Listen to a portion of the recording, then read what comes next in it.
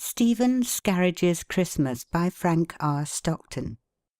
The Cottage. 'Twas Christmas Eve. An adamantine sky hung dark and heavy over the white earth. The forests were connescent with frost, and the great trees bent as if they were not able to sustain the weight of snow and ice with which the young winter had loaded them. In a bypath of the solemn woods there stood a cottage that would not perhaps have been noticed in the decreasing twilight, had it not been for a little wisp of smoke that feebly curled from the chimney, apparently intending every minute to draw up its attenuated tail and disappear. Within, around the hearth whereon the dying embers sent up that feeble smoke, there gathered the family of Arthur Tyrrell, himself, his wife, a boy and a girl. 'Twas Christmas Eve. A damp air rushed from the recesses of the forest, and came, an unbidden guest, into the cottage of the Tyrrells, and it sat on every chair, and lay upon every bed, and held in its chilly embrace every member of the family. All sighed. "Father," said the boy, "is there no more wood that I may replenish the fire?" "No, my son," bitterly replied the father, his face hidden in his hands. "I brought at noon the last stick from the woodpile." The mother at these words wiped a silent tear from her eyes, and drew her children yet nearer the smouldering coals. The father rose and moodily stood by the window, gazing out upon the night. A wind had now arisen, and the dead branches strewed the path that he soon must take to the neighbouring town. But he cared not for the danger. His fate and heart were alike hard. "Mother," said the little girl, "shall I hang up my stocking to-night? 'Tis Christmas Eve." A Damascus blade could not have cut the mother's heart more keenly than this question. "No, dear," she faltered. "You must wear your stockings. There is no fire, and your feet, uncovered, will freeze." The little girl sighed and gazed sadly upon the blackening coals, but she raised her head again and said, "But, mother dear, if I should sleep with my legs outside the clothes, old Santa Claus might slip in some little things between the woollen and my skin. Could he not, dear mother?" "Mother is weeping, sister," said the boy. "Press her no further." The father now drew around him his threadbare coat, put upon his head his well-brushed straw hat, and approached the door. "Where are you going this bitter night, dear father?" cried his little son. "He goes," then said the weeping mother, "to the town. Disturb him not, my son, for he will buy a mackerel for our Christmas dinner." "A mackerel!" cried both the children, and their eyes sparkled with joy. The boy sprang to his feet. "You must not go alone, dear father," he cried. "I will accompany you." And together they left the cottage. The town. The streets were crowded with merry faces and well wrapped up forms. Snow and ice, it is true, lay thick upon the pavements and roofs, but what of that? Bright lights glistened from every window, bright fires warmed and softened the air within the houses, while bright hearts made rosy and happy the countenances of the merry crowd without. In some of the shops great turkeys hung in placid obesity from the bending beams, and enormous bowls of mincemeat sent up delightful fumes, which mingled harmoniously with the scents of the oranges, the apples, and the barrels of sugar and bags of spices. In others, the light from the chandeliers struck upon the polished surface of many a new wheelbarrow, sled, or hobby horse, or lighted up the placid features of recumbent dolls and the demoniacal countenances of wildly jumping jacks. The crop of marbles and tops was almost more than could be garnered. Boxes and barrels of soldiers stood on every side, tin horns hung from every prominence, and boxes of wonders filled the counters, while all the floor was packed with joyous children carrying their little purses. Beyond there stood the candy stores, those earthly paradises of the young, where golden gumdrops, rare cream chocolate, variegated mint stick, and enrapturing mixtures spread their sweetened wealth over all available space.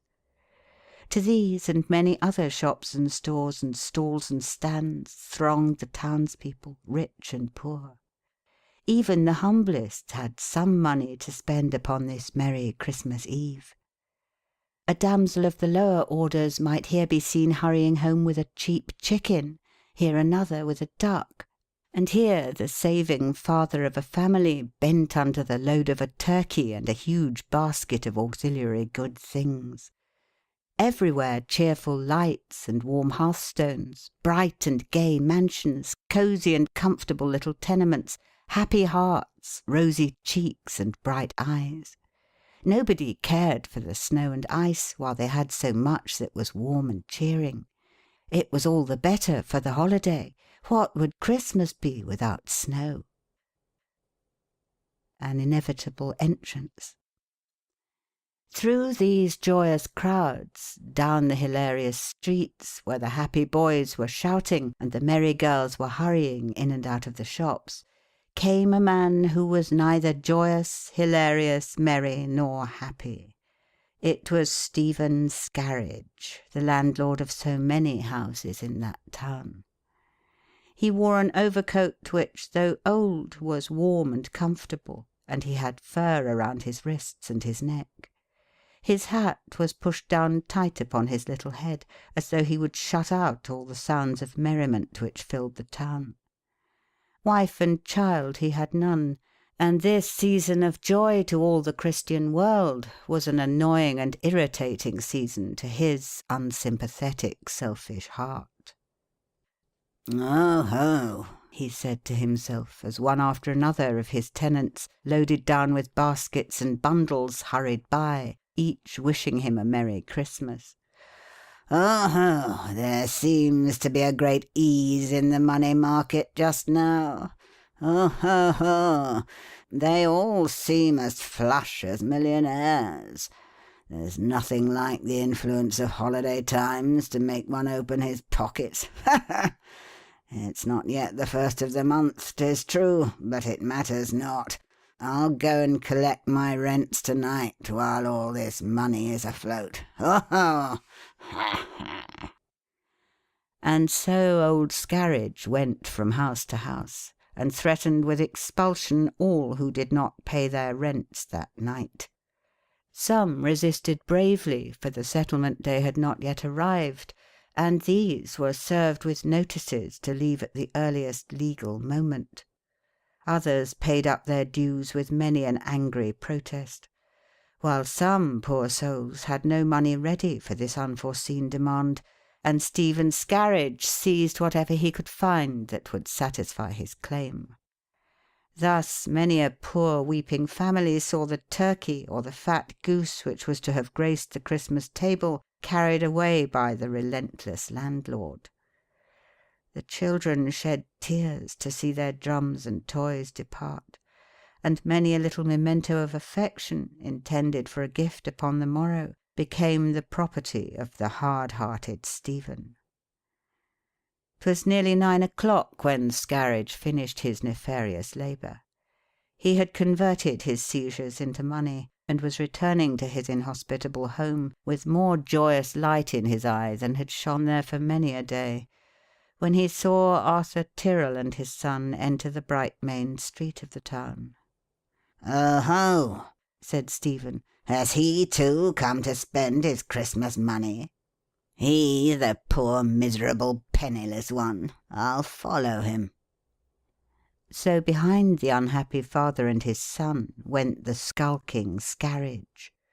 Past the grocery store and the markets, with their rich treasures of eatables, past the toy shops, where the boy's eyes sparkled with the delight which disappointment soon washed out with a tear, past the candy shops, where the windows were so entrancing that the little fellow could scarcely look upon them, on past all these, to a small shop at the bottom of the street, where a crowd of the very poorest people were making their little purchases, went the father and his son, followed by the evil-minded Skarridge. When the Tyrrells went into the shop, the old man concealed himself outside behind a friendly pillar, lest any of these poor people should happen to be his tenants and return him the damage he had just done to them. But he very plainly saw Arthur Tyrrell go up to the counter and ask for a mackerel. When one was brought, costing 10 cents, he declined it, but eventually purchased a smaller one, the price of which was 8 cents. The 2 cents which he received as change were expended for a modicum of lard, and father and son then left the store and wended their way homeward. The way was long, but the knowledge that they brought that which would make the next day something more like Christmas than an ordinary day made their steps lighter and the path less wearisome. They reached the cottage and opened the door.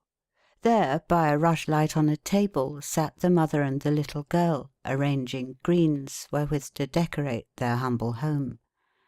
To the mute interrogation of the mother's eyes, the father said, with something of the old fervour in his voice, "Yes, my dear, I have got it," and he laid the mackerel on the table.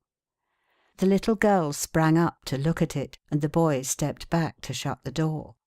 But before he could do so, it was pushed wide open, and Skarridge, who had followed them all the way, entered the cottage. The inmates gazed at him with astonishment, but they did not long remain in ignorance of the meaning of this untimely visit. "Mr. Tyrrell," said Skarridge, taking out of his pocket a huge memorandum book and turning over the pages with a swift and practised hand, "I believe you owe me 2 months' rent. Let me see. Yes, here it is. 87.5 cents. 2 months at 43 3/4 cents per month. I should like to have it now, if you please." And he stood with his head on one side, his little eyes gleaming with a yellow maliciousness. Arthur Tyrrell arose. His wife crept to his side, and the 2 children ran behind their parents. "Sir," said Tyrrell, "I have no money. Do your worst." "No money?" cried the hard-hearted Stephen. "That story will not do for me. Everybody seems to have money to-night, and if they have none, it is because they have wilfully spent it.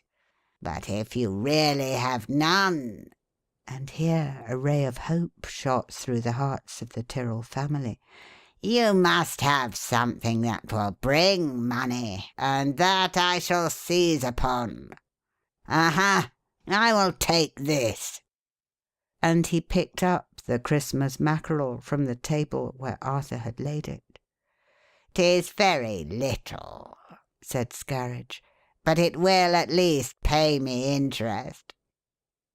Wrapping it in the brown paper which lay under it, he thrust it into his capacious pocket, and without another word went out into the night.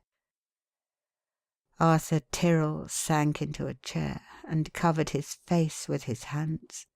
His children, dumb with horror and dismay, clung to the rounds of his chair, while his wife, ever faithful in the day of sorrow as in that of joy, put her arm around his neck and whispered in his ear, "Cheer up, dear Arthur. All may yet be well. Have courage. He did not take the lard." What always happens. Swiftly homeward through the forest walked the triumphant Skarridge, and he reached his home an hour before midnight. He lived alone in a handsome house, which he had seized for a debt, an old woman coming every day to prepare his meals and do the little housework that he required. Opening his door with his latch-key, he hurried upstairs, lighted a candle, and seating himself at a large table in a spacious room in the front of the house, he counted over the money he had collected that evening, entered the amounts in one of the great folios which lay upon the table, and locked up the cash in a huge safe. Then he took from his pocket the mackerel of the Tyrrell family. He opened it, laid it flat upon the table before him, and divided it by imaginary lines into 6 parts. "Here," said he to himself, "are breakfasts for 6 days. I would it were a week.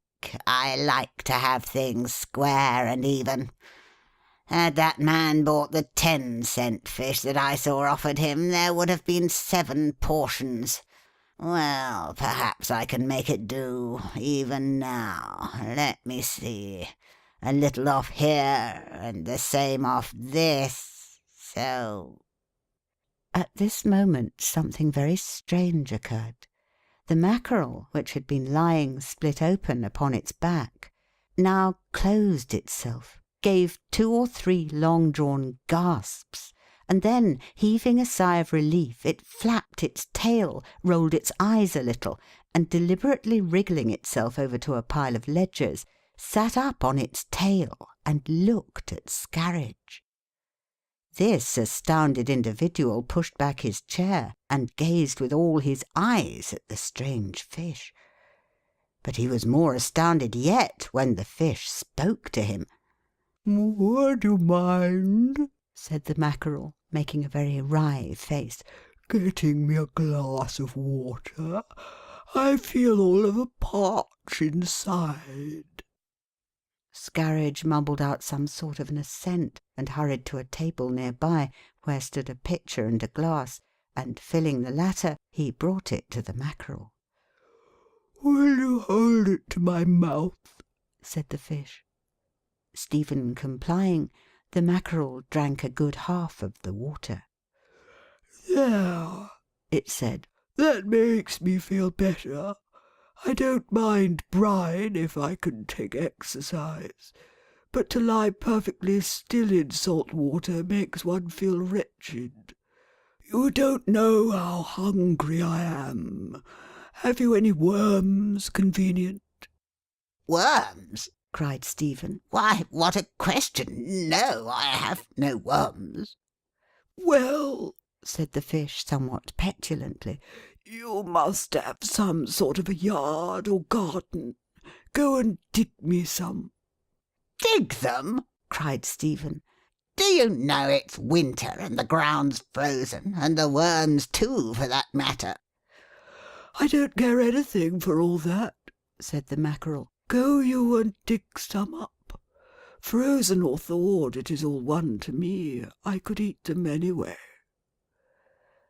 The manner of the fish was so imperative that Stephen Skarridge did not think of disobeying, but taking a crowbar and a spade from a pile of agricultural implements that lay in one corner of the room, and which had at various times been seized for debts, he lighted a lantern and went down into the little back garden.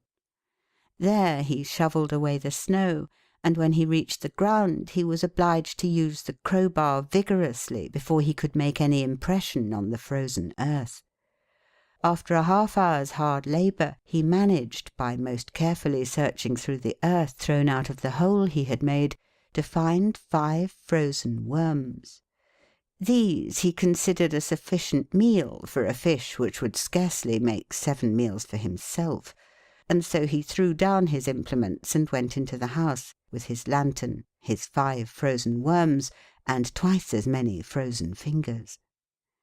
When he reached the bottom of the stairs, he was certain that he heard the murmur of voices from above. He was terrified. The voices came from the room where all his treasures lay. Could it be thieves?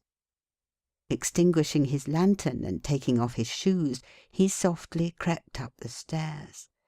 He had not quite closed the door of the room when he left it, and he could now look through an opening which commanded a view of the whole apartment. And such a sight now met his wide-stretched eyes. In his chair, his own arm-chair, by the table, there sat a dwarf, whose head, as large as a prize cabbage, was placed upon a body so small as not to be noticeable, and from which depended a pair of little legs appearing like the roots of the before-mentioned vegetable. On the table, busily engaged in dusting a day-book with a pen-wiper, was a fairy no more than a foot high, and as pretty and graceful as a queen of the ballet viewed from the dress circle. The Mackerel still leaned against the pile of ledgers, and, oh horror!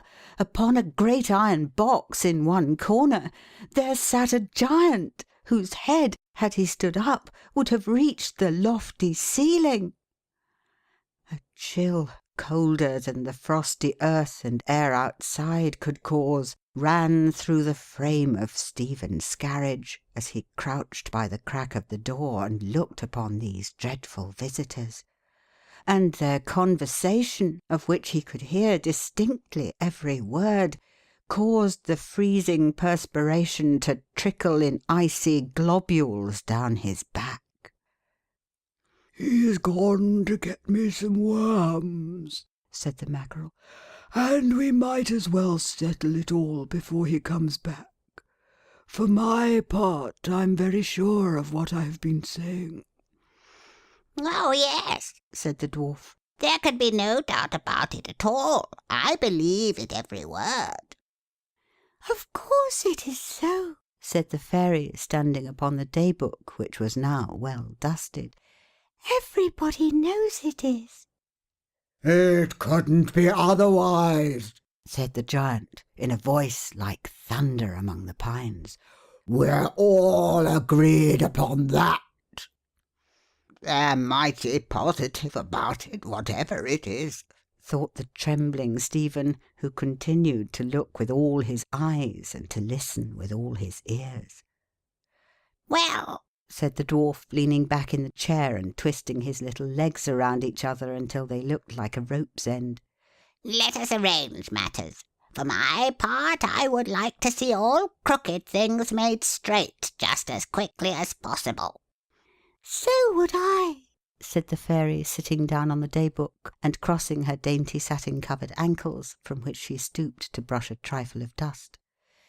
I want to see everything nice and pretty and just right. "As for me," said the Mackerel, "I'm somewhat divided.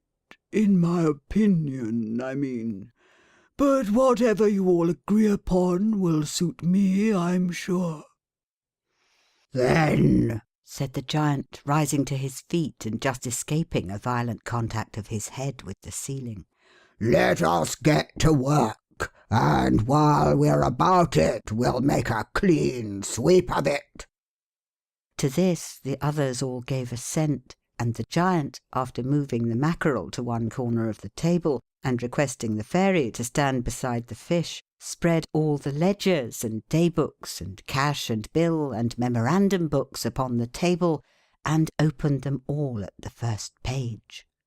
Then the Dwarf climbed up on the table and took a pen, and the Fairy did the same, and they both set to work as hard as they could to take an account of Stephen Skarridge's possessions.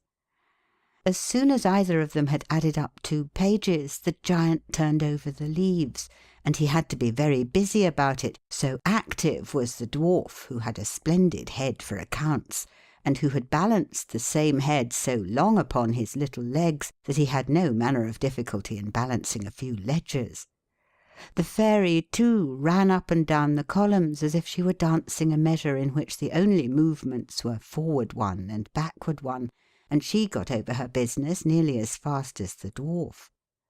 As for the Mackerel, he could not add up, but the Fairy told him what figures she had to carry to the next column, and he remembered them for her, and thus helped her a great deal.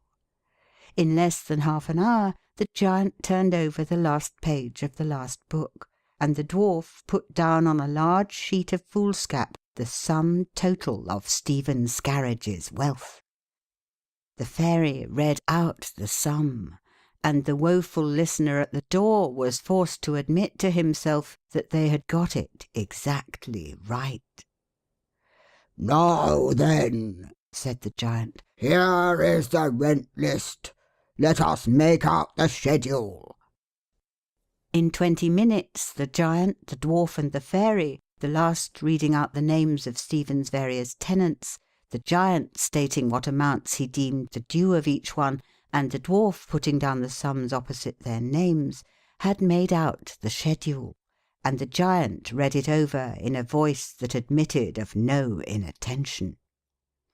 "Hurrah!" said the dwarf, "That's done, and I'm glad." and he stepped lightly from the table to the arm of the chair, and then down to the seat, and jumped to the floor, balancing his head in the most wonderful way as he performed these agile feats. Yes, said the Mackerel. it's all right, though to be sure I'm somewhat divided. Oh, we won't refer to that now, said the giant. Let bygones be bygones. As for the fairy, she didn't say a word, but she just bounced on the top of the day-book that she had dusted, and which now lay closed near the edge of the table, and she danced such a charming little fantaisie that everybody gazed at her with delight. The giant stooped and opened his mouth as if he expected her to whirl herself into it when she was done, and the Mackerel was actually moved to tears, and tried to wipe his eyes with his fin, but it was not long enough, and so the tears rolled down and hardened into a white crust on the green baize which covered the table. The dwarf was on the floor, and he just stood still on his little toes as if he had been a great top dead asleep. Even Stephen, though he was terribly agitated, thought the dance was the most beautiful thing he had ever seen. At length, with a whirl which made her look like a snowball on a pivot, she stopped stock still, standing on one toe, as if she had fallen from the sky and had stuck upright on the day-book. "Bravo! Bravo!" cried the dwarf, and you could hear his little hands clapping beneath his head. Hurrah! cried the giant, and he brought his great palms together with a clap that rattled the window panes like the report of a cannon. Very nice indeed, said the Mackerel, though I'm rather Oh, no, you're not, cried the fairy, making a sudden joyful jump at him, and putting her little hand on his somewhat distorted and certainly very ugly mouth. You're nothing of the kind. And now let's have him in here and make him sign. Do you think he will do it? said she, turning to the giant.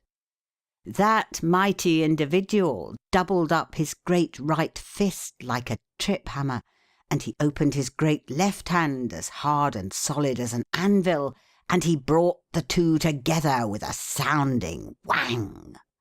Yes, said he. I think he will. "In that case," said the dwarf, "we might as well call him."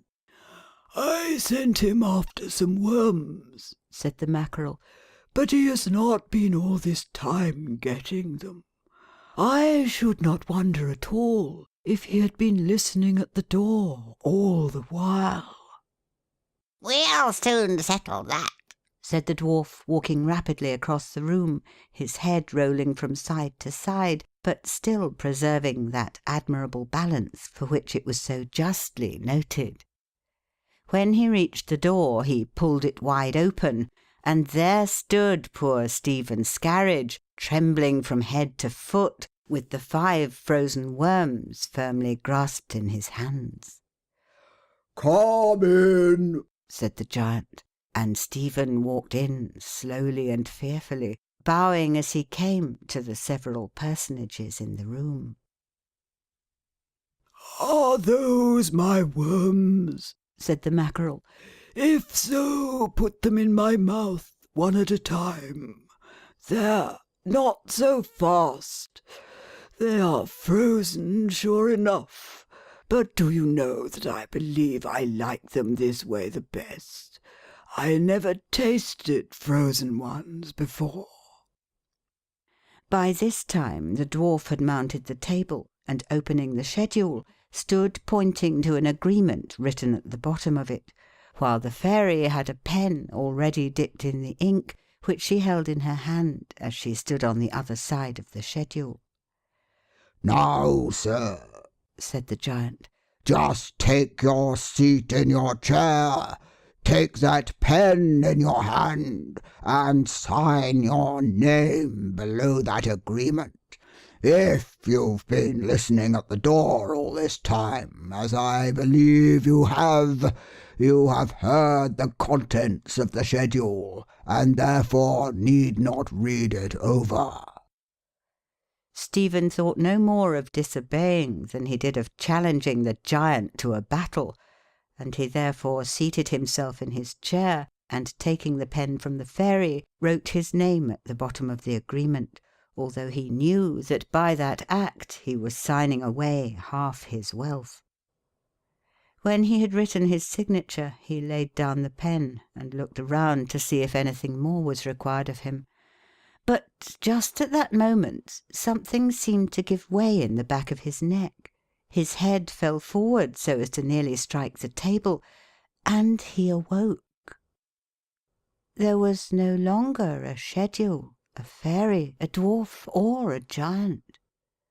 In front of him was the Mackerel, split open and lying on its back. It was all a dream. For an hour Stephen Skarridge sat at his table, his face buried in his hands. When at last his candle gave signs of spluttering out, he arose, and with a subdued and quiet air he went to bed. What must occur? The next morning was bright, cold, and cheering, and Stephen Skarridge arose very early, went down to the large front room where his treasures were kept, got out his cheque-book, and for 2 hours was busily employed in writing. When the old woman who attended to his household affairs arrived at the usual hour, she was surprised at his orders to cook for his breakfast the whole of a mackerel which he handed her. When he had finished his meal, at which he ate at least 1/2 of the fish, he called her up into his room. He then addressed her as follows: "Margaret, you have been my servant for 17 years. During that time I have paid you 50 cents per week for your services. I am now convinced that the sum was insufficient. You should have had at least $2, considering you only had 1 meal in the house. As you would probably have spent the money as fast as I gave it to you, I shall pay you no interest upon what I have withheld. But here is a cheque for the unpaid balance, $1,326. Invest it carefully, and you will find it quite a help to you." Handing the paper to the astounded woman, he took up a large wallet stuffed with cheques, and left the house. He went down into the lower part of the town with a countenance full of lively fervour and generous light. When he reached the quarter where his property lay, he spent an hour or 2 in converse with his tenants, and when he had spoken with the last one, his wallet was nearly empty, and he was followed by a wildly joyful crowd, who would have brought a chair and carried him in triumph through the town, had he not calmly waved them back. When the concourse of grateful ones had left him, he repaired to the house of Philip Weaver, the butcher, and hired his pony and spring-cart. Then he went to Ambrose Smith, the baker, at whose shop he had stopped on his way down-town, and inquired if his orders had been filled. Although it was Christmas morning, Ambrose and his 7 assistants were all as busy as bees, but they had not yet been able to fill said orders. In an hour, however, Ambrose came himself to a candy store, where Stephen was treating a crowd of delighted children, and told him all was ready and the cart loaded. At this, Stephen hurried to the baker's shop, mounted the cart, took the reins, and drove rapidly in the direction of the cottage of Arthur Tyrrell. When he reached the place, it was nearly 1 o'clock. Driving cautiously as he neared the house, he stopped at a little distance from it, and tied the horse to a tree. Then he stealthily approached a window and looked in. Arthur Tyrrell sat upon a chair in the middle of the room, his arms folded and his head bowed upon his breast. On a stool by his left side sat his wife, her tearful eyes raised to his sombre countenance. Before her father stood the little girl, leaning upon his knees and watching the varied expressions that flashed across his face. By his father's right side, his arm resting upon his parent's shoulder, stood the boy, a look of calm resignation far beyond his years lighting up his intelligent face. 'Twas a tableau never to be forgotten. Able to gaze upon it but a few minutes, Stephen Skarridge pushed open the door and entered the room. His entrance was the signal of consternation. The wife and children fled to the farthest corner of the room, while Arthur Tyrrell arose and sternly confronted the intruder. "Ha!" said he. "You have soon returned. You think that we can be yet further despoiled. Proceed. Take all that we have. There is yet this." And he pointed to the 2 cents worth of lard, which still lay upon the table. No, no, faltered Stephen Skarridge, seizing the hand of Arthur Tyrrell and warmly pressing it. keep it, keep it. 'Tis not for that I came, but to ask your pardon and to beg your acceptance of a Christmas gift. Pardon for having increased the weight of your poverty, and a gift to celebrate the advent of a happier feeling between us." Having said this, Stephen paused for a reply. Arthur Tyrrell mused for a moment. Then he cast his eyes upon his wife and his children, and in a low but firm voice he said, "I pardon and accept." "That's right!" cried Skarridge, his whole being animated by a novel delight. "Come out to the cart, you and your son, and help me bring in the things, while Mrs. T and the girls set the table as quickly as possible." The cart was now brought up before the door, and it was rapidly unloaded by willing hands. From under a half-dozen new blankets, which served to keep the other contents from contact with the frosty air, Stephen first handed out a fine linen tablecloth, and then a basket containing a dinner set of Queensware, 3rd class, 78 pieces, with soup tureen and pickle dishes, and a half-dozen knives and forks, rubber-handled and warranted to stand hot water. When the cloth had been spread and the plates and dishes arranged, Arthur Tyrrell and his son, aided now by the wife and daughter, brought in the remaining contents of the cart and placed them on the table, while with a bundle of kindling which he had brought, and the fallen limbs which lay all about the cottage, Skarridge made a rousing fire on the hearth. When the cart was empty and the table fully spread, it presented indeed a noble sight. At one end a great turkey, at the other a pair of geese, a duck upon one side and a pigeon pie upon the other, cranberries, potatoes, white and sweet, onions, parsnips, celery, bread, butter, beets, pickled and buttered, pickled cucumbers and walnuts, and several kinds of sauces made up the first course, while upon a side table stood mince pies, apple pies, pumpkin pies, apples, nuts, almonds, raisins, and a huge pitcher of cider for dessert. It was impossible for the Tyrrell family to gaze unmoved upon this bounteously spread table, and after silently clasping each other for a moment, they sat down with joyful, thankful hearts to a meal far better than they had seen for years. At their earnest solicitation, Mr. Skarridge joined them. When the meal was over, and there was little left but empty dishes, they all arose, and Skarridge prepared to take his leave.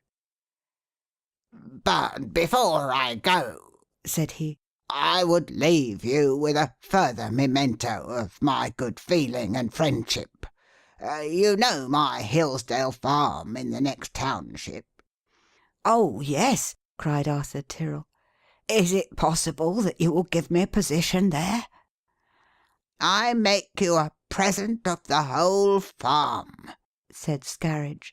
"There are 242 acres, 60 of which are in timber. Large mansion house, 2 good barns, and cow and chicken houses. A well covered in, an orchard of young fruit trees, and a stream of water flowing through the place. The estate is well stocked with blooded cattle, horses, etc., and all necessary farming utensils. Possession immediate." Without waiting for the dumbfounded Tyrrell to speak, Skarridge turned quickly to his wife and said, "Here, madam, is my Christmas gift to you. In this package you will find shares of the New York Central and Hudson, 6s of 83, of the Fort Wayne, guaranteed, and of the St. Paul's, preferred, also bonds of the Delaware, Lackawanna, and Western, second mortgage, and of the Michigan 7% war loan. In all, these amount to $9,082, but to preclude the necessity of selling at a sacrifice for immediate wants, I have taken the liberty of placing in the package $1,000 in greenbacks. And now, dear friends, adieu." But the grateful family could not allow this noble man to leave them thus. Arthur Tyrrell seized his hand and pressed it to his bosom, and then, as if overcome with emotion, Mrs. Tyrrell fell upon her benefactor's neck, while the children gratefully grasped the skirts of his coat. With one arm around the neck of the still young, once beautiful and now fast improving Mrs. Tyrrell, Stephen Skarridge stood for a few minutes, haunted by memories of the past. Then he spoke. "Once," said he, his voice trembling the while, "once I, too, loved such a one. But it is all over now, and the grass waves over her grave. Farewell, farewell, dear friends." And dashing away a tear, he tore himself from the fervent family and swiftly left the house. Springing into the cart, he drove rapidly into the town, a happy man. Did you ever read a story like that before? End of Stephen Skarridge's Christmas by Frank R. Stockton. Recording by Ruth Golding. Christmas 2013.